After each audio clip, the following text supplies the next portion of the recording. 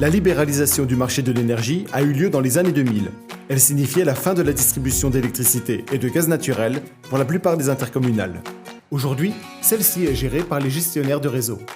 Qu'est-ce qu'un gestionnaire de réseau? Le gestionnaire de réseau est responsable de la distribution de l'électricité et du gaz. Et chaque gestionnaire de réseau est actif dans une zone où il y a un monopole.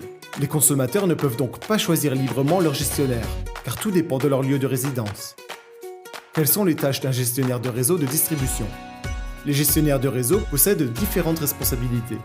La construction, maintenance et gestion des réseaux de distribution d'électricité et de gaz naturel. La distribution d'électricité et de gaz aux clients finaux. Les services techniques relatifs à votre raccordement d'électricité et ou de gaz naturel, ainsi que toute intervention en cas de panne ou de défaut de compteur. L'installation d'un nouveau compteur, le remplacement ou la modification de votre compteur d'électricité ou de gaz naturel. La fourniture et maintenance de l'éclairage public. Le relevé d'index de consommation. Et enfin, l'intervention en cas de panne. Qui est mon gestionnaire de réseau? Cela dépend de votre lieu de résidence.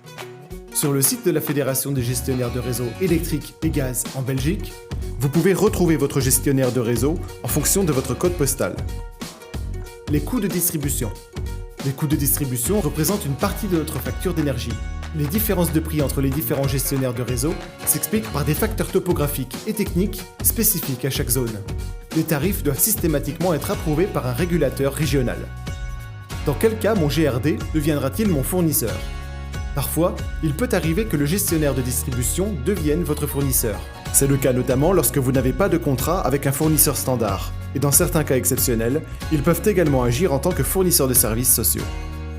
Vous souhaitez obtenir plus d'informations sur le marché belge de l'énergie? Visitez notre site web